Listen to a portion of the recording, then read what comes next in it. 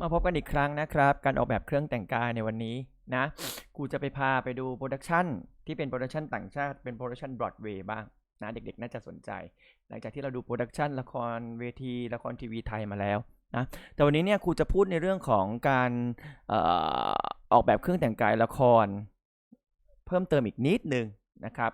ก็คือเอ่อ หลายๆคนอาจจะสนใจ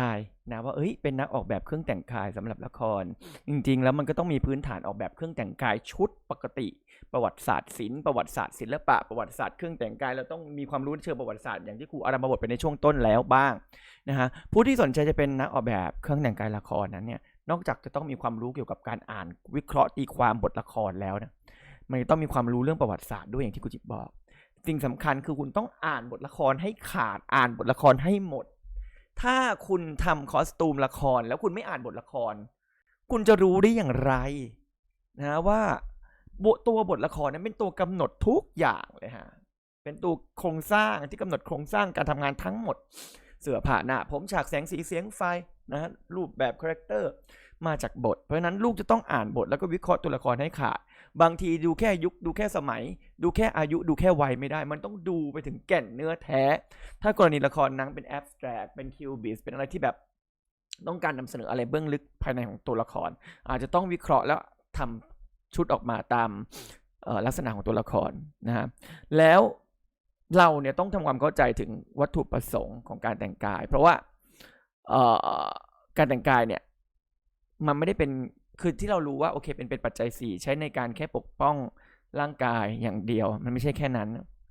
มันยังเป็นการสะท้อนถึงคาแรคเตอร์บุคลิกนิสัยใจคอคุณภาพชีวิตสังคมภูมิหลังของผู้สวมใส่บ่งบอกอาชีพฐานะยศถาบรรดาศักดิ์ภูมิอากาศภูมิประเทศนะก็อื่นอีกมากมายที่ตัวละครนั้นต้องพบเจอการแต่งกายว่าจะบอกคนคนนั้นเป็นใครนะมีความสัมพันธ์กับตัวอีกตัวละครหนึ่งอย่างไรสีสันรูปแบบการแต่งกายก็มีการเกี่ยวข้องเพราะฉะนั้นนักออกแบบเครื่องแต่งกายละครเวทีเนี่ยเราจะต้องสร้างภาพสเก็ตในหัวสมองแล้วก็สเก็ตออกมาเป็นภาพให้ผู้กำกับให้ทีมงานได้เห็นนะใช้ในการเป็นการสื่อสารถ่ายทอดไอเดียให้ออกมาเป็นรูปธรรมคือการสเก็ตภาพแล้วต้องมีพื้นฐานการวาดรูปในระดับหนึ่งนักออกแบบเนี่ยก็จะวาดรูปแบบเครื่องแต่งกายลงสีลงเท็กเจอร์หาเรฟเฟรนซ์อ้างอิงที่เหมาะสมที่สุดกับตัวละครเรื่องนั้นแน่นอนว่ามันจะต้องมีการฝึกฝนต้องประสบการณ์อาศัยหลายๆอย่างนะครับในขั้นตอนการผลิตเนี่ยนักออกแบบเครื่องแต่งกายต้องเลือกเสื้อผ้าวัสดุอุปกรณ์เนี่ยให้ได้ตาม reference ตามโจทย์ที่เราจะทำและต้องประหยัดด้วยคุณทำคอสตูมสมจริงสมจังแต่คอสตูมบัดเจ็ตคุณบานปลายผู้กำกับที่ไหนโปรดักชันที่ไหนเขาอยากจะร่วมงานกับคุณด้วยคุณใช้งบเกินงบอ่ะดังนั้นต้องมีประสบการณ์ในการที่จะไปเลือกหาวัสดุอุปกรณ์ของนี้ซื้อที่ไหนแต่บางครั้งโอเคเราอาจจะต้องยอมใช้ของแพงบ้างแต่การทำคอสตูมมันต้องประโยชน์และประหยัดไม่ใช่ประหยัดอย่างเดียวจนเกินไปจนไม่ได้ประโยชน์ก็ไม่ใช่นะเพราะบางทีเนี่ยถ้าเราเลือกประโยชน์อย่างเดียวงบบานปลายประหยัดอย่างเดียวก็ไม่ได้ตามที่เราวางแผนเอาไว้นะฮะแล้วก็ต้องตัดสินใจให้ดีเพราะว่าบางทีเนี่ยเลือกผิดไปแล้วเนี่ยผลที่ตามมามันมากมายนะผู้ออกแบบจะต้องมีความสนใจด้านประวัติศาสตร์เครื่องแต่งกายแฟชั่นและการเปลี่ยนแปลงของสังคมตลอดเวลานะไม่ใช่ว่าโลกเข้าไปถึงไหนแล้วลูกไม่เปลี่ยนแปลงเลยนะการแต่งกายเนี่ยการออกแบบเครื่องแต่งกายที่ดีมันก็เป็นส่วนช่วยทำให้ละครดีตามไปด้วยวันนี้จะไปดูรูปแบบการทำโปรดักชันของละครบรอดเวย์ The Lion King กันครับเพื่อจะได้มุมมองใหม่ๆOne of the most memorable things about The Lion King is, of course, the incredible costumes, which not only bring the lead characters to life, but also transform the whole cast into every kind of plant and animal that you might find on the African savannah. คอสตูมมันไม่ได้เป็นแค่เสื้อผ้าอย่างเดียวบางทีมันเอาทำออกมาเป็นปั๊ปเป็ดหรือเป็นหุ่นเนี่ยนี่คือเปิดโลกทัศน์ใหม่ของการทำคอสตูมละครเวทีเลยก็ว่าได้บางครั้งมันไม่ได้แสดงออกมาว่าพอเป็นเสือเป็นสิงโตต้องทำให้เหมือนสิงโตบางทีมันอาจเหมือนละครเวทีเรื่องแคทอะออกมาผ่านการแต่งหน้าแต่อันนี้ก็ออกมาผ่านคอสตูมคาแรคเตอร์ตัวละครที่จะเป็นสัตว์ประเภทต่างๆออกมาจากคอสตูมบางทีออกมาจากการแต่งหน้าเห็นไหมออกมาจากคอสตูมด้วยลองดูไปพร้อมกัน all of those sort of elements of tribal design and tribal clothing in Africa. There's a wonderful cohesive ต้นมง quality ต้นไม้เห็นไหม to all of the costumes. All of the costumes feel like แต่บาง they're ครั้งก็มีแฟ from ชั่น the เข้าไป same เห็นไหม group. I เมื่อ take กี้ my เป็นนก inspiration as a costume and mask and เนี่ย puppet เขามีการ design ออกแบบ from เป็นแมส everywhere. เป็นหน้าก For กหน้า instance, กาก Mufasa's เห็นไหมดูคอส costume, ตูม when you เขา look at เก๋ the มาก picture, this whole collar piece is really Balinese. This is very Maasai. The bottom is very Indonesian. As well as the costumes for the show's principal characters,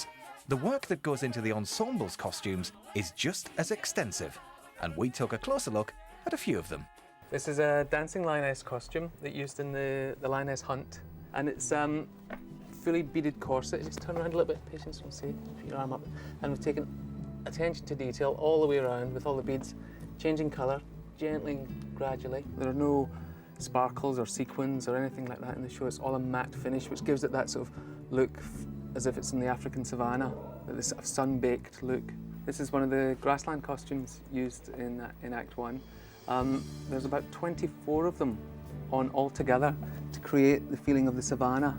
when Mufasa and Simba are out hunting. There's a steel hoop to hold out the grass at the bottom. It's important that they look cohesive as a group. If they were all to sort of be sort of individual, then the effect would be lost. And then a lovely little grass corset made of artificial leaves from the skin colour of the performer, moving down to be lighter as it approaches the grass, and then going up to the grass at the top. The board is incidentally made of the same sort of stuff that they make airplane wings out of, so that it's supremely light. It's really, really light. You'd be amazed at how light this is. Costumes help the cast to portray over 25 different types of animals as well as plants, and each costume is handcrafted and tailored for each actor. So after the work that goes into creating all of these costumes is complete, what effect do they have on stage as a whole? It's so rare to have costumes that transcend just being costumes, that become scenery and become architectural elements on stage. If you can imagine any aspect of you or anyone's clothing being worn 8 times a week for 52 weeks of the year, how quickly it would wear out, you know. So they have to take care of everything really carefully, really carefully hand wash most things, make sure that everything's shiny and new as it should be on day one. So here we are then, up in the wardrobe department, well above the stage where all of the repairs and alterations are going on for this evening's performance. Cynthia, hi. Hi, nice to see you, Matt. Very nice to see you too. Now, is it all right if I have a little look over everybody's shoulders while they're doing all of their work? Can we have a look over there first, where the beaded things are hanging on this rail? There's loads there, isn't there? Yes. We have Simba costumes, Simba corsets that are all hand beaded. You're kidding me. No. Well, every single one is hand sewn on, is Every it? single one is handmade. Goodness me. 99% of the costumes, they start off as white fabric. So everything is dyed or screen printed or painted or digitally printed,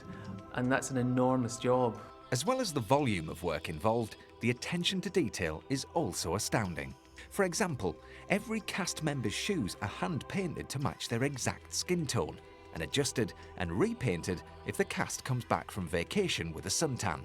So, with all these costumes hanging up and waiting to be worn, it seemed only fair to try one on. Do you know what, Cynthia?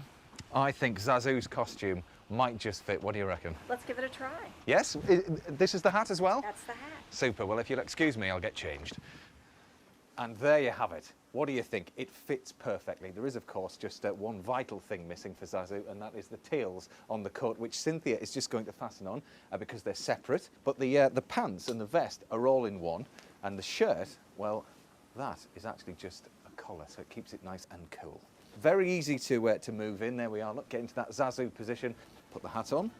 And that is the whole outfit complete. We had a number of ideas at play when Julie was designing the costumes. We tried different things and did actually a laboratory, if you will, for a number of characters. We tried it with Zazu wearing a beak, Zazu being dressed more like a bird, and then Zazu with the puppet. And as we played with each of these techniques and looked at them, the ones that were the most exciting are the versions that you see in the show today.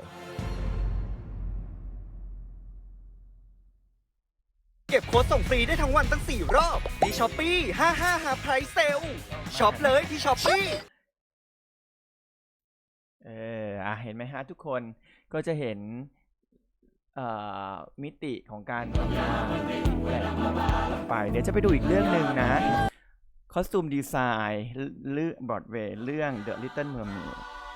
กูอยากให้ดูแนว One แฟ of น the ตา most ซีแนวอะไรอย่าง memorable งี้ก่อนเนาะ things จะได้ about ดู The ว่าเฮ้ย Lion King is บาง of ทีคอส course ตู the มเนี่ยมัน incredible ไม่ได้แบบ แค่นี้นะ ออกแบบเสื้อผ้าแล้วเสร็จมันยังมีองค์ประกอบหลายๆอย่างที่เป็นพร็อพเป็นอะไรได้ด้วย ไป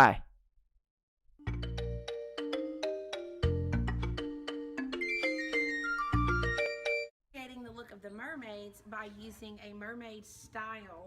prom dress. We will take this dress and then add seashells and embellishments around the neck, around the neckline. So this would be Ariel's color, and each Mer sister has their own separate color. Ariel also has this dress will then be transformed into her human dress, which she will lose her tail and she will have her human legs. We will also have a separate dress that will be a special effects dress that we are making. We've ordered 3 of this dress so that as she swims to the surface, her tail will then fall off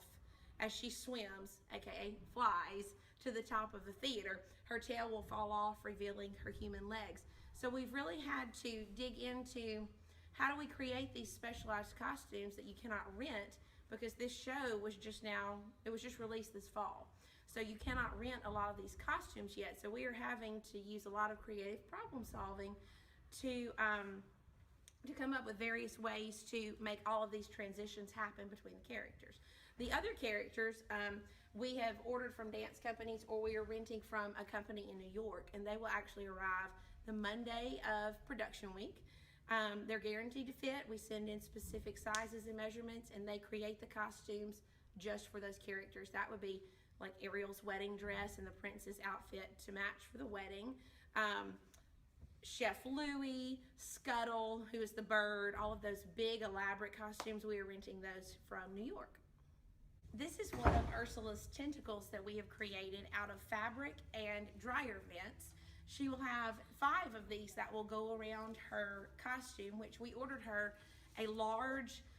black and purple ball gown, which we will then embellish to look like the sea creature. But these will be placed around her waist on a belt and hang from her costume to create the look of Ursula. She will only have 5 due to the flying harness and the apparatus that will be under her costume to fly. So she will not have room for 8, but everyone can pretend that she has 8. We will have 5 tentacles. And then in the second act, when she comes back to take the to take the prince, and she comes back, she will actually descend upon everyone with a large, massive skirt, and there will actually be dancers that come out as her tentacles, and it will be much larger than this. It'll be a much larger version that will hang from the top of the theater down to the stage floor that they will then dance with and try to capture everyone with. What we have here are some of the costumes for Under the Sea. And we chose these costumes to mimic different types of under the sea creatures through dance. And so we chose these from various dance companies. And we will, of course, some will have metallic camisoles and leggings, but we are going to create headpieces and accessories for each individual person, no matter if they're a dancer or a main character, and they will each have their own individual makeup design as their sea creature. Okay. We are creating a lot of specialized costumes for this show. This is going to be a jellyfish who this student will swim through the sea. They will have on a full-bodied unitard underneath this costume, but we will attach the tentacles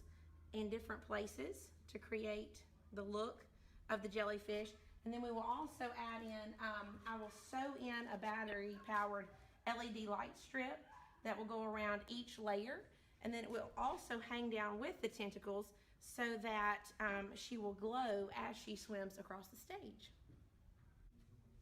We are 2 weeks away from production, and you can still get your tickets for the show if you call the high school office. This show is just now starting to take form and to take shape, and we see it coming to life as we slowly add in set pieces, costumes, the flying rig is being installed, new lighting is being installed. Once all of those things start to take shape and it all just unfolds in front of you, that's when the magic begins, and that's when your show comes to life. And I hope each and every one of you come out and see New Albany High School's production of The Little Mermaid.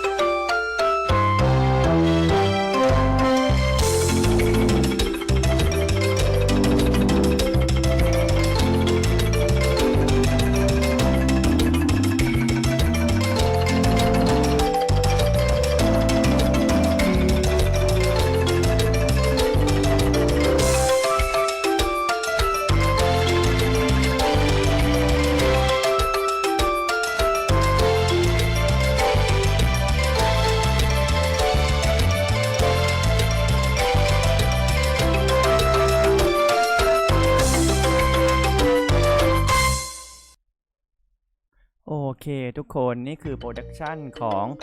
The Little Mermaid บางส่วนนะฮะที่เกี่ยวกับคอสตูมดีไซน์นะเดี๋ยวเราไปดูอีกโปรดักชันหนึ่งอันนี้เดี๋ยวขอดูเป็นโปรดักชันแบบที่ไม่เป็นแฟนตาซีมากเกินไปนะเอาเรื่อง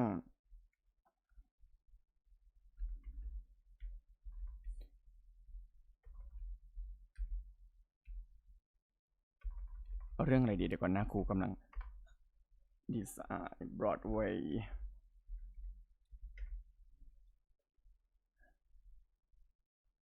เดี๋ยวเอาเรื่องที่ไม่แฟนตาซีมากไป Custom Design A Dream Girl ไหม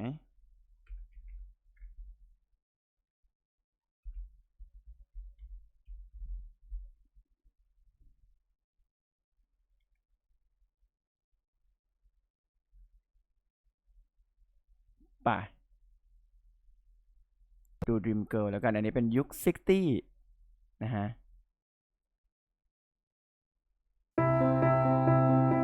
รู้สึกจะเป็นการสัมมนาไปดู Dream Girl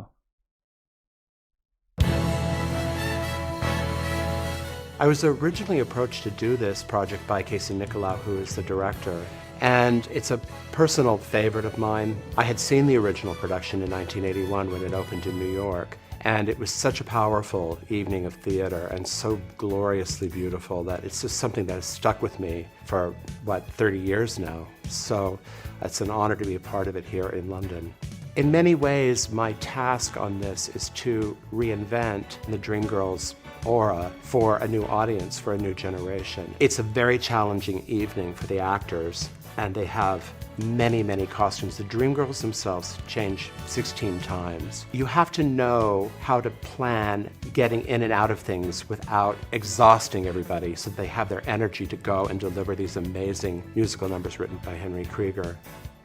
So once I know how a dress has to function, then I can go into how to make it a beautiful object. We estimated on this dress that there are probably 30,000 crystals on a single dress.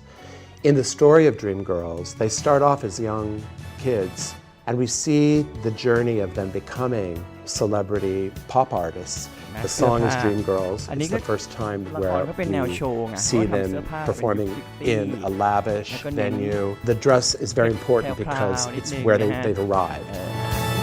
หน่อย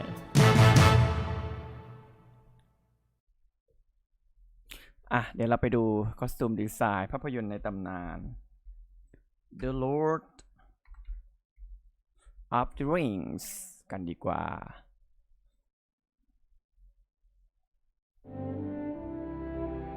อันนี้ลองเรียนดูคอสตูมภาพยนตร์นะลูกนะก็จะมีความเป็นโปรดักชั่นยิ่งใหญ่ Nyla Dixon, who's our costume designer, did an incredible job. We set up a sewing room for her at Stone Street Studios, which used to be an old paint factory. And she had her 40 seamstresses working in there, creating over 19,000 costumes. And it's not merely creating costumes. That's far too easy a concept than what she actually had to tackle. It was very collaborative, Lord of the Rings. The fact that Richard really had been developing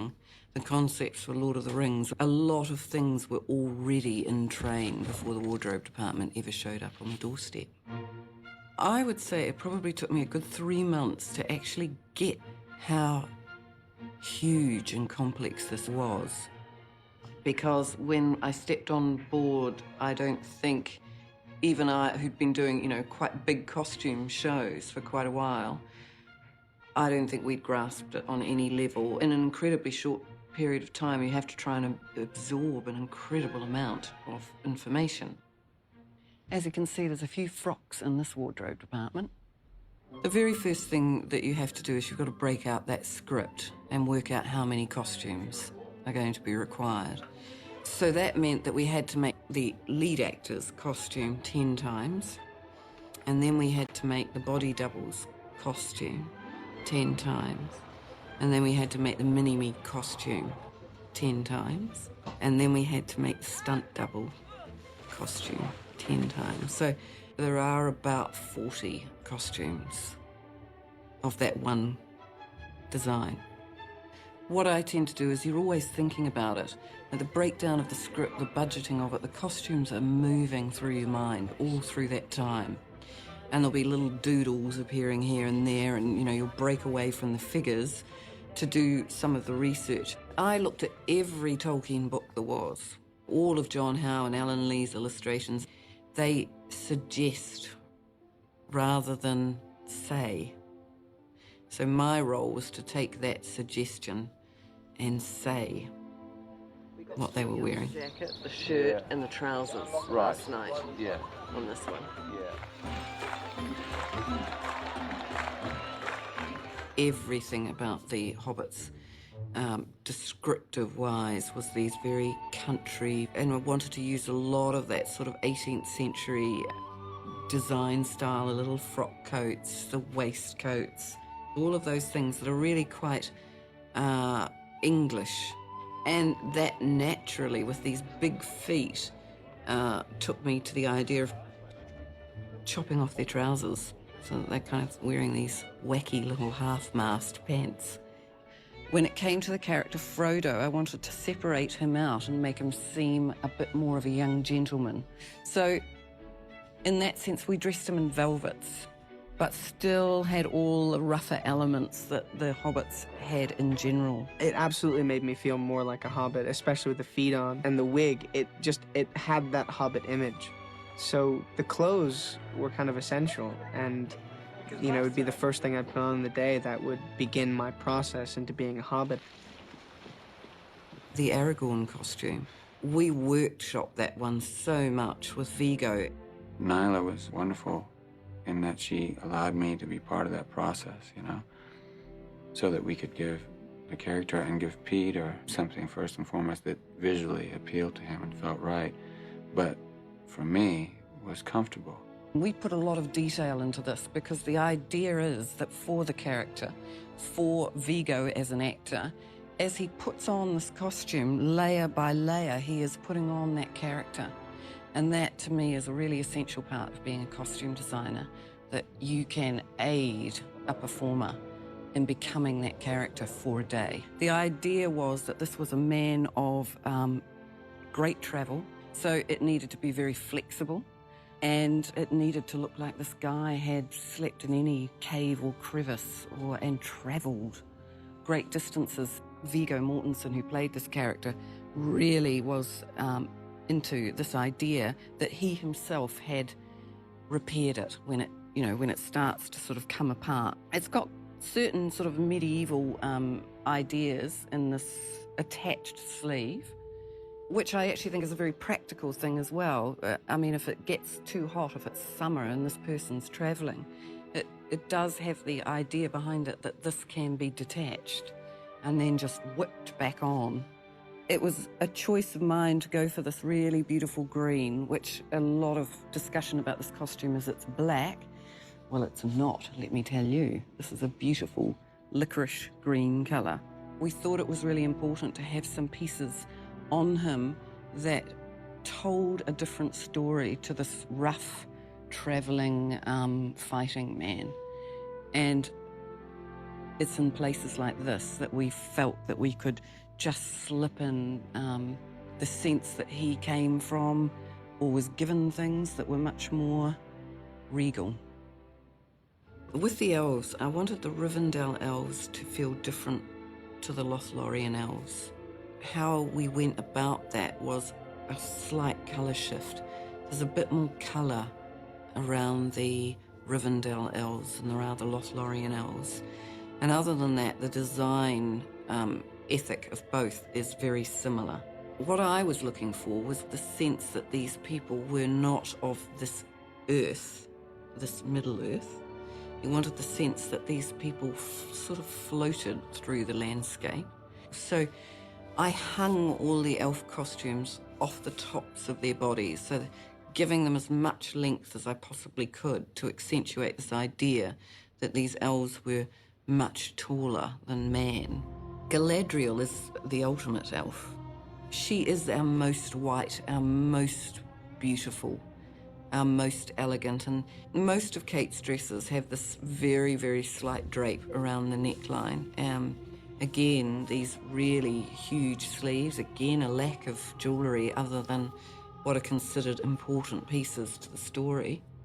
But we used the most glorious beaded fabrics that we could get our hands on. And for the men, you do want them to have an incredible presence. So we went for quite a sort of high collar, smooth,